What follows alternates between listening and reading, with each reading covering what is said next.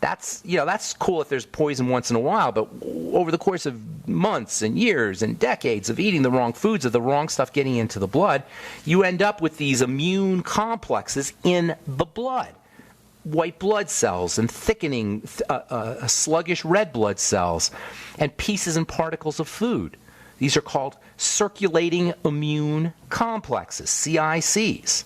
And they're known to be not only a cause, maybe the cause of chronic degenerative disease and autoimmune disease especially. Autoimmune disease and circulating immune complexes go hand in hand. I remember talking to a gal, Beverly, maybe she's listening.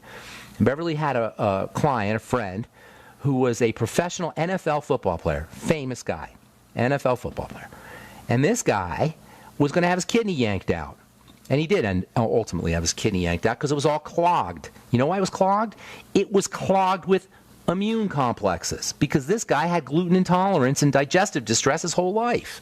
And I said to him, fast. Stop. I said to Bev, tell him to fast. Tell him to control his diet. He didn't listen. I never got to talk to the guy. He ended up losing a kidney. His career's over. It's so tragic. It's just common sense, you guys. Listen, the kidney processes the blood. It filters the blood. It's like a spaghetti strainer, a colander for the blood. When these circulating immune complexes build up in the bloodstream, in the circulation, it's not possible for them to at least begin to deposit in various soft tissues and joints and the kidneys. This is why food is so important, even though I know I run the risk every time I talk about it of being stereotyped as a food Nazi, and I'm not. I'm just saying if you have a chronic degenerative disease, all of these scientific links that we've been talking about, eicosanoids and circulating immune complexes and clotting blood, all of these hardcore biological links between our foods and our diseases have to be addressed. We have to pay attention to them. It's not about being some kind of purist about food. It's about if you have a degenerative issue and you're in pain and your life is being shortened and your family is dealing with it and you're paying through the nose to deal with drugs and doctors and the medical model, which can't help us. These represent options. If you're on Pradaxa, you're on Eliquis, you're on Xarelto, understand that the likelihood that your blood is clotting from food is pretty darn high. One of the fastest ways to thin the blood is to fast, to drink more water, to pay attention to foods. And by the way, fried fats, this is where fried fats are really a problem, big problem. And again, I'm not Mr. Food Nazi guy here. French fries are one of the worst foods you could ever eat. Donuts and potato chips, and through this great irony, because we're so fat-starved for good fat, all of us crave these kinds of foods. And you better believe food processors, chip companies, and French fry servers, they know this good and well. How much money do you think McDonald's makes on their French fries? They know that we're addicted to these things. They know that we can't get enough fried fats, especially if the fried fats are mixed with starch and salt and flavor enhancers, MSG and such. All right, I'm Pharmacist Ben. I want to talk about fats and skin. We'll probably do that. Maybe we'll do that a little bit when we come back from our break, and then we'll take your phone calls as well. 844-236-6010 is our number. Got lines open for you. I'm Pharmacist Ben. We'll be back right after this. Okay, we are back on the bright side. 844-236-6010 is our number, and we do have lines open for you. There's a particularly important relationship between essential fatty acids, EFAs, and the skin, and a lot of this has to do with eicosanoids. When you think about it, if these things are inflammatory and anti-inflammatory, that's their major role, it would make sense that the outer part of the body, which is the first part of the body that's going to be affected by any kind of invader, for the most part, except for food, will be loaded with eicosanoids, and it is. And that's why EFAs are unbelievably important for the skin. In fact, probably the single most important nutritional supplement for the skin. That's for good skin, that's to help maintain good skin, and it's also for diseased skin. EFAs equal skin health. That's as simple as I could put it. There isn't a single skin health issue, not a single one. Acne, psoriasis, eczema. I'm not including necessarily rosacea here because that's more of a vascular condition. But if you have a skin condition, you want to think about EFAs. The skin is the body's first line of defense. Eicosanoids are supposed to act quickly, instantly, and the skin is the first place where you're going to typically mount a defensive response. It doesn't involve food. So logically, the skin is loaded with these eicosanoids and eicosanoid-sensitive cells. You can get a surge of eicosanoids, a surge of activated EFAs. I hope you guys are hearing when I say eicosanoids, I'm saying active EFAs, activated EFAs. You can get a surge of activated EFAs just by scratching your skin. Instantly, you'll get a red spot. Instantly. That is the manifestation of the activities of eicosanoids, and that's how fast it is. There's a condition called dermographia, a really strange skin condition where people can actually write their hand on their skin by scratching. Now, they have a big-time EFA imbalance or shortage or deficiency, big-time eicosanoid problem. And now you know why. Now you understand the mechanism between eicosanoid issues, out-of-balance eicosanoids, too much inflammatory eicosanoids, or a buildup in inflammatory eicosanoids in the skin, and why you get this weird condition, dermographia, where you can actually scratch your name in your skin. Dermo means skin, graphia means writing. You can write on your skin. That's the classic eicosanoid skin disease. Same with eczema, same with psoriasis. These are classic examples of eicosanoids gone wild, of EFAs out of balance. This is why EFAs are your nutritional supplement go-to. They are the number one most important supplement, your ultimate EFAs, number one for dealing with these kinds of issues. Of course, you have to make sure you're absorbing them too. And it's also why the standard American diet, the SAD, ironically or non-ironically, the SAD, lends itself to eczema and psoriasis. When you throw in messed up gut bacteria, and this is another thing, gut bacteria, the microbiome, the famous probiotics that we talk about every day here on this program, and now you see commercials for it. You guys, you want to get on the nutritional bandwagon before you start seeing commercials for something. Once you see commercials for something like probiotics, the whole thing's been dumbed down, and profit margins have kicked in, and bottom line bookkeepers and marketers and bankers are now, who could care less about your health, are now involved. You want to get on this nutritional bandwagon now, today, before you start seeing Jamie Lee Curtis talking about it.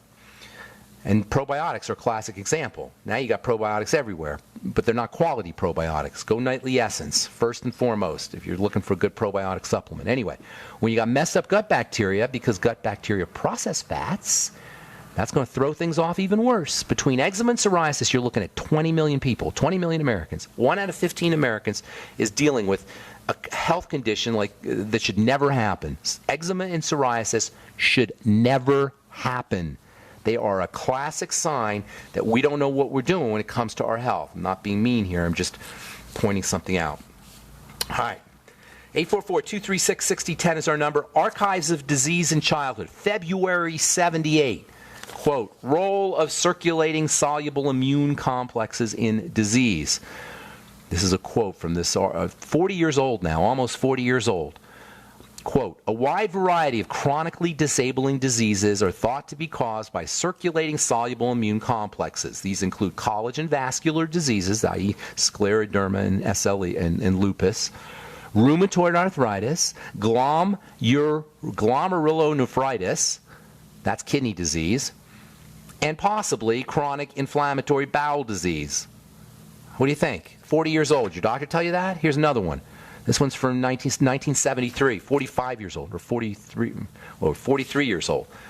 Immune complex systems in the nephritis of SLE, systemic lupus erythematosus, or lupus. That's from 1973, Journal Kidney International.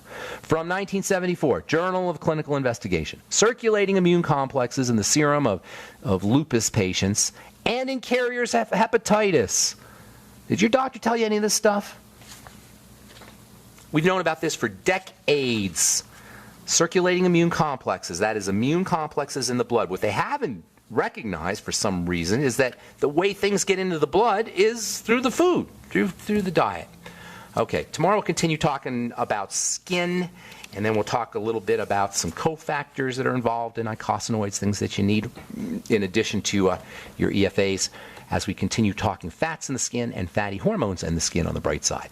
844-236-6010 is our number. Let's go to Nicole in Maine. Welcome to the bright side. What's going on, Nicole?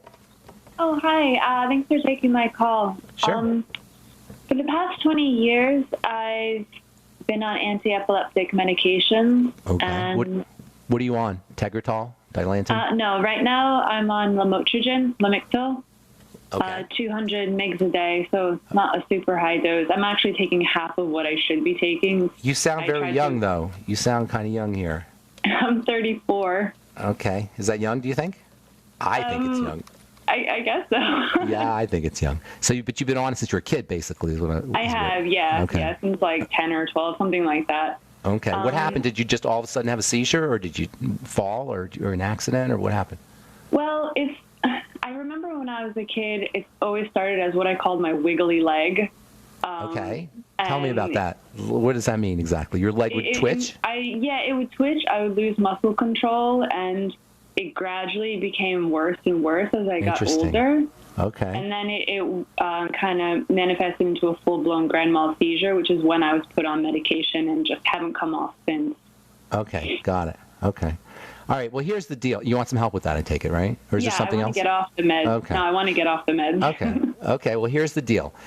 Well, first of all, anticonvulsants, Tegretol, Lamictal, Dilantin, they're notoriously hideous drugs. You probably have to have your liver checked periodically, correct? Yeah, I do. Okay, well, the reason is because they're so hideous. Have you had any skin issues, by the way? That's another thing that happens is you get these weird rashes. No, I've never had the scary Lamictal rash or anything like that. I had a little bit of acne in the past, but it's nothing dramatic or anything like that. Okay, no, so here's the idea. First of all, what is a seizure? A seizure is a short circuit of the brain. Electrical energy flows through the brain in this unbelievably complex way that we take for granted because we never have a problem with it. But the flow of electrical energy through the brain it's beyond even our imagination how complicated it is. Hang on, we got to take a break, Nicole. We'll finish up when we come back.